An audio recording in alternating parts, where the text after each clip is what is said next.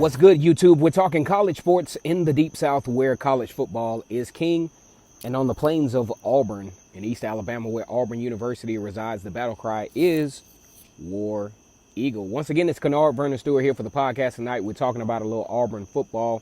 I just finished a podcast with NMD TV. We're talking a little Auburn sports over there today. Go ahead and check that out. I'm going to leave the link to that in the description.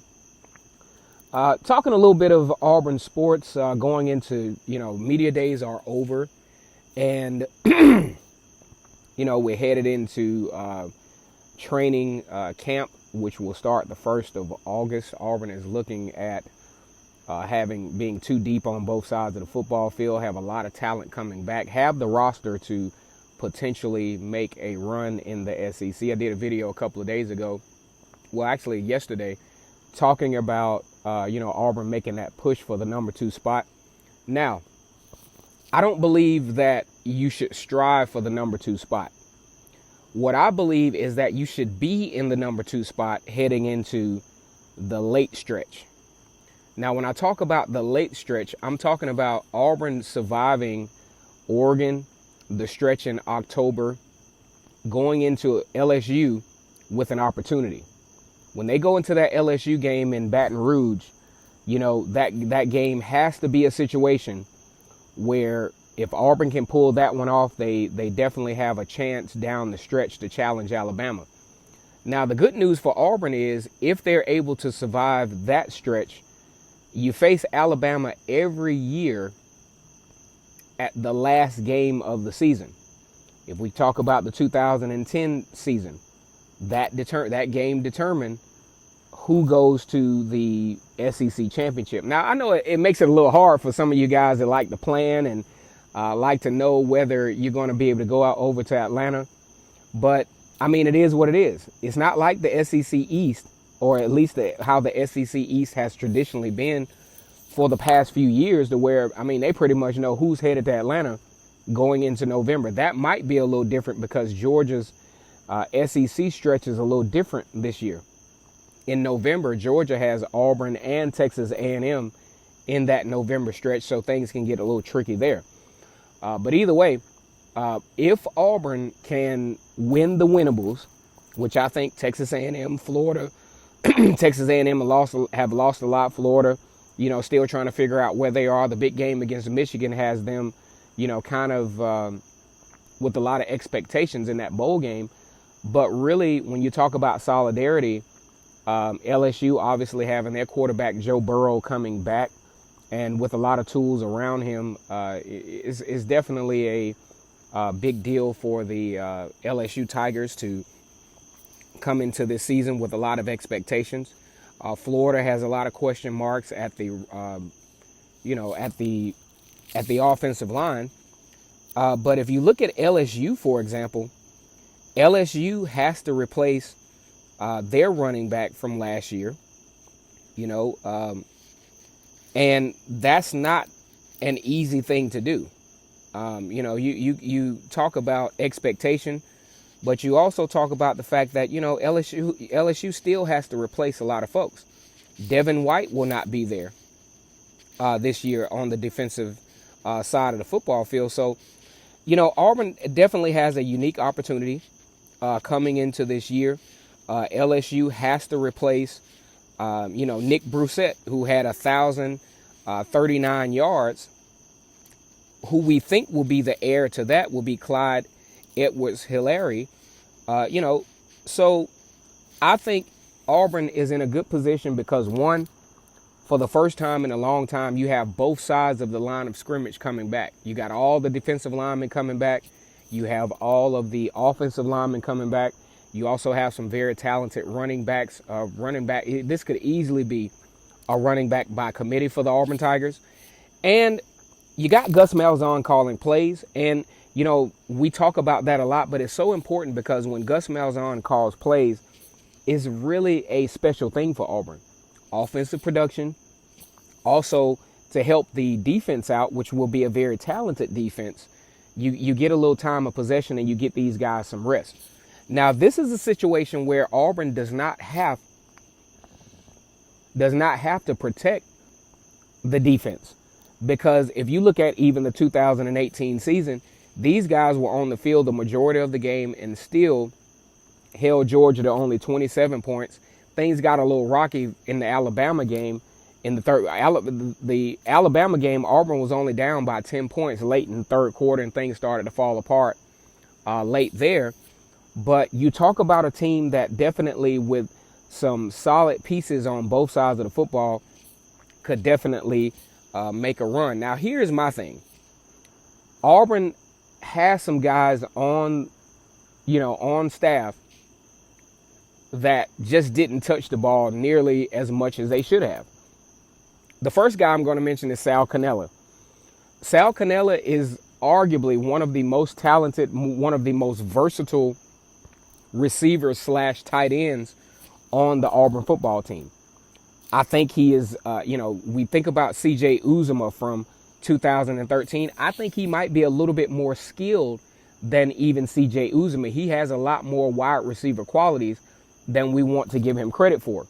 He only had 111 yards last year and had some huge touchdowns. I think out of all the receivers coming back, we talk about Seth Williams, we talk about Matthew Hill, we talk about all the guys that are coming from the JUCO market. Not JUCO market, but we talk about the guys that have been recruited. And we also talk about the guys like Zach Farrar, who I think is going to be absolutely phenomenal. But Sal Canella is a guy that could provide somewhat of an X factor for the Auburn Tigers as a wide receiver. You got to get him the ball more. And what getting him the ball more is going to mean is that's another guy that the defensive coordinators from other schools will have to look at. Just another factor. Like we gotta account for Sal Canella when he's on the football field, and he has the skill set to where you need to account for him. Now, I don't think he's going to be a guy that has 900, 800 yards, but if you can up his production from the 111 yards that he had last year to say even 600 yards, and see, people don't know just the small margins make a huge difference. We're going to talk about that some more here on this podcast today, about how the small margins is the difference between an 8-win season and a 10-win season for the Auburn Tigers. So y'all look out for this. Sal Canella just needs to touch the ball more. Another guy on offense that I feel did not touch the ball near enough. I know he was a true freshman. I know the coaches might not have understood where he fit into the system. And also, you got to go back to the fact that Gus Malzahn and Chip Lindsey were perceptually at odds at how they wanted the offense to work. In the Washington game, the first half was probably the best mirror of what a Gus Malzahn offense looked like. You got tempo, you got the ball being distributed, you got quick passes, all of those different things. You got the main thing was the tempo. Washington, if you go back and look at that game, Washington's defense were on their heels pretty much the whole first half. And then it seemed like Chip Lindsey kind of came in with the play calling and slowed things down. And that's not how this offense works. Another thing that I like to mention in those particular games is that, Auburn was very effective moving the football between the 20s. But when Auburn got in the red zone, the play calling got very, very sketchy. And with red zone play calling, you don't want to call, low percentage plays to where in the red zone you're facing a 3rd and 7. Because if you think about the length of the field, the defense is at an advantage because you don't have as much field to cover. That's why instead of being at 3rd and 7 in the red zone, you want to keep your down and distance a little bit lower. You need to be more so 3rd and 3, because 3rd and 7 doesn't give you the play calling options that you would have. Like, let's just say you're 3rd and goal, or you're inside the 20 and you're 3rd and 1. The playbook is wide open. But my suggestion is go ahead and get the first down and get the thing moving again. Now, the next guy that I want to talk about that has to touch the ball a little bit more is Anthony Schwartz. This guy is the fastest, the quickest player in the SEC, in my opinion. He is a track star for Auburn, and every time he touches the football, he has the defense on edge. He makes explosive plays. He makes big plays. He's actually a better route runner than a lot of folks give him credit for. I think he needs to double his production. Even if he produces a third more than he produced last year, that constitutes an even more explosive offense for the Auburn Tigers. The good news is for Auburn is that you will have a dual threat quarterback that will create passing lanes because of the imbalance or the anxiety that a dual threat quarterback creates. Just think about all the dual threat quarterbacks in the past. You got Cam Newton, you got Kyler Murray. I was actually looking at the Alabama and Oklahoma game the other day. Kyler Murray creates all type of anxiety because of his feet. He can stretch plays out. He can create passing lanes. He basically carved Alabama up in that second half. And Alabama has still shown that they really are not as good at defending a viable dual threat quarterback as people would expect. So Anthony Schwartz has to be more active in this particular offense because of his speed and because of his ability to create mismatches. Where I really like Anthony Schwartz's ability is, let's say you got Anthony Schwartz, Matthew Hill, and Eli Stove, say, in the game at the same time. That's an anxiety type situation. You got speed and you got effectiveness to where you going to go. You know, let's say Troy Dye from Oregon. He's going to have to think about it. Like, who's going to get the ball? Any one of these guys, if they get the ball, is a home run threat. So that's why Anthony Schwartz has to be a lot more active in this particular offense. Now, the obvious guy that I think will get more touches anyway on the offensive side of the ball is Seth Williams. Seth Williams came in as a true freshman true freshman wide receiver out of Cottondale, Alabama. And, you know, he was thrown into action maybe a little bit more early than one may expect because you had Eli Stove and Will Hastings that were injured. Those were going to be the guys. And then you talk about Nate Craig Myers, who hit the transfer portal, felt like he wasn't getting enough touches, hit the transfer portal. So Seth Williams is kind of thrown in there as a true freshman. Now, you could tell some of his skills were raw. You know, it hadn't gone through the developmental process. He didn't have the benefit of going through spring football. So he gets off the school bus automatically as a feature receiver for the Auburn Tigers. I think Seth Williams has to be what he was down the stretch. Great catches against Ole Miss, a game-winning touchdown against Texas A&M.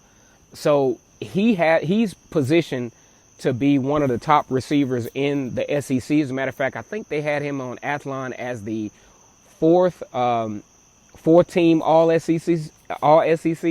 I think he can kind of move that thing up to second team if they get him some more touches. The guy is legit. A very good recruit for the Auburn Tigers here in recent history. So Seth Williams, man, you got to get him the ball. Another guy. I've been getting beat up. I've been getting, tomatoes and eggs and all that other stuff thrown at me because I haven't shown Shaun Shivers the love that I should have shown him. He has to touch the ball. When he touches the ball, a lot of people talk about his size. They talk about all this other stuff. But when Shaun Shivers touches the football, he makes a difference. He showed flashes of it, of course, against Alabama State. Got a couple of touches against LSU. Matter of fact, had a touchdown against LSU. Third down situation against Washington. Converted there. He's definitely a guy that you want to have in the mix. And instead of the production that he had last year, I think you look at you want to have a Shaun Shivers with about 400 or 500 yards this year. And the thing is, they're quality yards. If you think about the 400 or 500 yards you can get out of Shaun Shivers, those are chain moving yards. Okay, you think about Ontario McCaleb from back in the day. When he touched the ball, he was very impactful. So Shaun Shivers, guys, is definitely, guys and gals, I don't want to leave my ladies out.